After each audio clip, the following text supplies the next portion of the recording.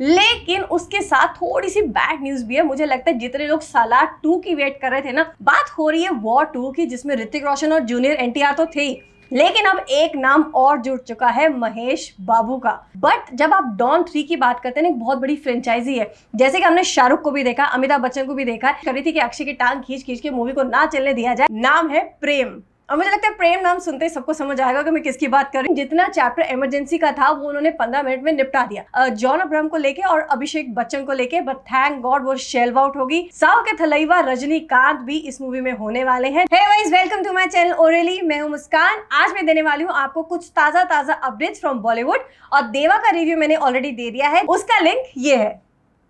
लेकिन उससे पहले प्लीज चैनल को सब्सक्राइब कर लेना और लाइक और कमेंट करके जरूर बताना कि आपको अपडेट कैसे लगे।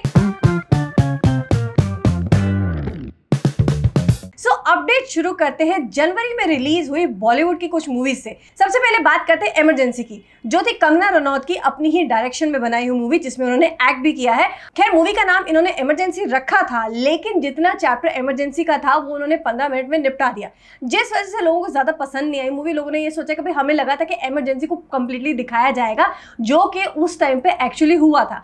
खैर, ये मुझे बहुत ज्यादा सेफ प्ले लगा, उसमें ज्यादा कुछ दिखाया नहीं गया। ऐसा दिखाया गया था जैसे कि इंदिरा गांधी की बायोग्राफी हो। मूवी ज्यादा कमा नहीं पाई है, लेकिन एक काम तो जरूर हो गया है कि ये कंगना की 11th फ्लॉप में आ चुकी है, क्योंकि बैक टू बैक उसकी सारी की सारी मूवीज फ्लॉप हो रही हैं। तो ये उनकी 11th फ्लॉप हो गई है। मूवी बनी थी 60 करोड़ में, इसका ओपनिंग रहा था 2.5 करोड़, लेकिन अब ये जा चुकी है थिएटर से बाहर और इसने कमाए हैं 22 करोड़ सिर्फ। तो ऑब्वियसली फ्लॉपी हो गई, बिकॉज अपनी रिकवरी भी नहीं कर पाई है। सो एक्चुअली वो अपना बजट भी रिकवर नहीं कर पाई है। अब जब बात हो रही है रिकवरीज की, बजट की, तो दूसरी मूवी की बात कर लेते हैं। बात हो रही स्काई फोर्स की। अक्षय कुमार की स्काई फोर्स रिलीज हुई है, हमें ये पता है, और वर्ड ऑफ माउथ से मूवी ज्यादा अच्छी चल रही है। लोगों ने शुरू में कोशिश करी थी कि अक्षय की टांग खींच खींच के मूवी को ना चलने दिया जाए, लेकिन जिसने मूवी देखी है उनको मूवी बहुत ज्यादा पसंद आई है। लोगों को उनके एरियल एक्शंस वगैरह, जितना भी वीएफएक्स था, बीजीएम और स्टोरी में इमोशंस वगैरह, सब कुछ बहुत ज्यादा पसंद आए। मूवी बनी है 160 करोड़ में और ऑलमोस्ट 93 सीआर उसने कमा लिए हैं अपने 7th डे पर। और मुझे लगता है आगे भी मूवी चलेगी और अपना एटलीस्ट बजट तो रिकवर कर ही लेगी। बिकॉज गाइज, मैं अभी भी बोलूंगी, अच्छी मूवी है, जाके जरूर देखना, मिस आउट बिल्कुल मत करना। अब जब बात हो रही है अक्षय कुमार की, तो अक्षय कुमार की ही एक मूवी का हमें पता है अनाउंसमेंट हुआ है, हेरा फेरी 3, जो कि प्रियदर्शन के साथ वो करने वाले दोबारा से। उन्होंने मतलब प्रियदर्शन के बर्थडे पे ऐसा हिंट डाल दिया कि मूवी आने वाली है। लेकिन आपको क्या पता है, 10 साल पहले भी ये मूवी अनाउंस हुई थी, लेकिन उसमें अक्षय नहीं थे।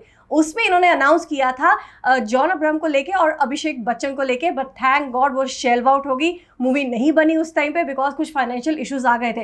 सो मुझे लगता है अगर अक्षय के बिना हेरा फेरी 3 बनाई जाती ना, तो मूवी का वही हाल होता जो भूल भुलैया 2 का और भूल भुलैया 3 का हुआ है। लोग देखने चले तो गए हैं, मतलब, लेकिन उतने ज्यादा सेटिस्फाइड नहीं हुए, बिकॉज जो अक्षय कर सकता ना कमाल, जो कॉमेडी में, वो और कोई नहीं कर सकता। So it's a good decision, उस टाइम पे नहीं बनी, 10 साल बाद ही सही, हम लोग अब जाके देख लेंगे। एंड फाइनली ऐसा लग रहा है बहुत ही जल्दी इनकी शूट शुरू होने वाली है। ऐसा कह रहे हैं दिसंबर 2025 तक शुरू हो ही जाएगी। अब जब फ्रेंचाइजी की बात हो रही है, दो लोगों की ऐसी की बात हो रही है जो कि साथ में आके शूट कर रहे हैं, जैसे कि अक्षय और प्रियदर्शन।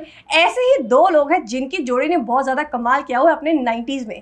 कैरेक्टर का मुझे लगता है नाम ज्यादा फेमस हुआ था उसके मूवीज से, नाम है प्रेम। और मुझे लगता है प्रेम नाम सुनते ही सबको समझ आएगा कि मैं किसकी बात कर रही हूँ। बात कर रही हूँ सलमान खान की।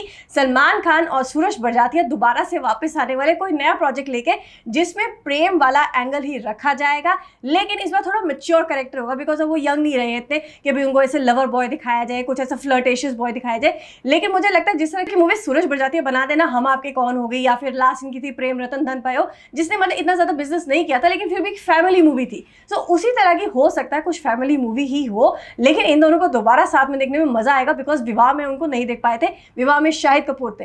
तो लेट्स सी, इस बार हो सकता है कुछ नया हो, कुछ अच्छा हो, और जब ये दोनों साथ आएंगे तो कुछ अच्छा ही लेकर आएंगे। बात हो रही है सलमान खान की, तो सलमान खान की ही दूसरी मूवी एटली 6 के बारे में हम सबको पता है, लेकिन क्या आपको पता है उसके 2 मेजर अपडेट आए। एक तो उसमें है जगत हीरोइन, जो मुझे लगता है आजकल हर मूवी में हो रही है, रश्मिका मंदाना। मतलब सिकंदर के बाद एटली 6 में भी रश्मिका मंदाना सलमान खान के साथ एटली 6 में दिखने वाली है। लेकिन एक और बहुत बड़ा नाम उसके साथ जुड़ गया है, जो कि है साउथ के थलैवा।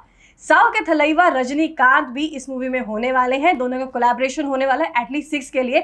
आई होप कुछ अच्छा ही निकल के आए, बेबी जॉन वाला हाल बिल्कुल ना हो, बिकॉज हम बेबी जॉन को इग्नोर भी कर सकते हैं, ठीक है, एक रीमेक थी, एक कोशिश थी, अच्छी कोशिश थी, बट इतनी ज्यादा सफल नहीं हुई। बट आई होप ये वाली अच्छी रहे, सलमान, रजनीकांत, रश्मिका, अच्छा है, एक बहुत अच्छा कोलैबोरेशन होगा और आई थिंक कुछ अच्छा ही निकल कर आएगा। अब जब साउथ के थलैया की बात हो रही है तो साउथ के डायनासोर को हम कैसे छोड़ सकते हैं, मतलब प्रभास की मूवीज का अपडेट आता ही रहता है, जैसे उनका फौजी का चल रहा है, राधा साहब का चल रहा है, लेकिन स्पिरिट का अपडेट भी आ चुका है कि मूवी शुरू होने वाली मई 2025 में उसकी शूटिंग स्टार्ट हो जाएगी।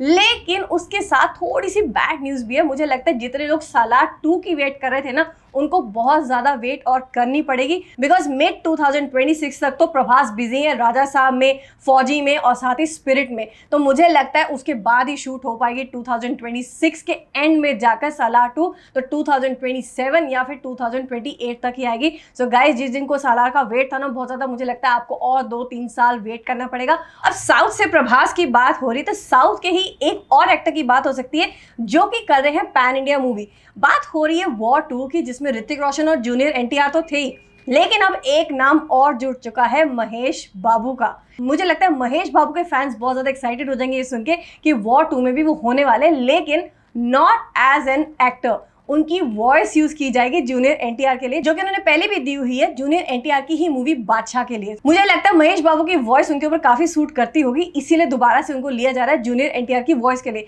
सो वॉर 2 में इस तरह से वो जुड़ गए हैं, तो जितने भी उनके फैंस हैं उनको बहुत अच्छा लगेगा, बिकॉज रिसेंट रिलीज मुफासा में भी उनकी वॉइस यूज हुई थी साउथ के लिए और लोगों ने उसको बहुत ज्यादा पसंद किया था। सो आई थिंक ये वाली भी बहुत ज्यादा रॉक करेगी और वॉर 2 का बस तो ऑलरेडी बहुत ज्यादा ही है। जैसे कि मैंने पहले भी बताया, ये बताया जा रहा है वो सबसे ज्यादा कमाने वाली मूवी होगी। आई थिंक इतने सारे नाम जुड़ रहे हैं तो पक्का कुछ ना कुछ तो अच्छा होगा, और स्पेशली इसमें जूनियर एनटीआर नेगेटिव रोल में होंगे, मतलब विलन के रोल में।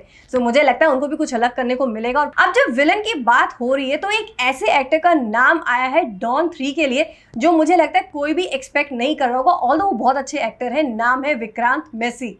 लगा ना झटका? मुझे भी बहुत बड़ा झटका लगा था, बिकॉज मुझे नहीं लगता वो बहुत अच्छे लगेंगे एज अ विलन। बहुत ही स्वीट और चॉकलेटी से लगते हैं, ठीक है, वो अच्छे एक्टर है, परफॉर्मर अच्छे हैं, बट जब आप डॉन 3 की बात करते हैं, एक बहुत बड़ी फ्रेंचाइजी है। जैसे कि हमने शाहरुख को भी देखा, अमिताभ बच्चन को भी देखा है, शाहरुख खान ऑलरेडी एक एज अ विलन ही रहता है, जो उसका हीरो होता है वो विलन ही होता है। तो जब रणवीर सिंह, हमें पता है, बहुत ही खतरनाक परफॉर्मर है, पद्मावत में हम देख चुके हैं, जब वो एज अ विलन डॉन 3 में आएंगे तो और भी कुछ बढ़िया करेंगे, तो उनके सामने विक्रांत मैसी टिक पाएंगे?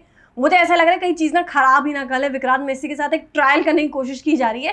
परफॉर्मर अच्छे हैं, but I don't know look wise कैसे लगेंगे, कैसे जस्टिफाई कर पाएंगे उस कैरेक्टर को, बिकॉज वो उसमें सूट ही नहीं करते हैं। होपफुली कुछ अच्छा ही करके दिखाएं, हम देखते हैं, जब देखेंगे तभी पता चलेगा। वो तो ट्रेलर आएगा, टीजर आएगा, तो थोड़ा बहुत तो आइडिया हो ही जाएगा, फिर मैं उसका रिव्यू करके आपको बताऊंगी। सो आप लोगों को इसमें से कौन सी न्यूज़ सबसे अच्छी लगी मुझे जरूर बताइएगा वीडियो कमेंट बॉक्स में, और मैं आपसे जल्दी मिलूंगी एक नई वीडियो के साथ।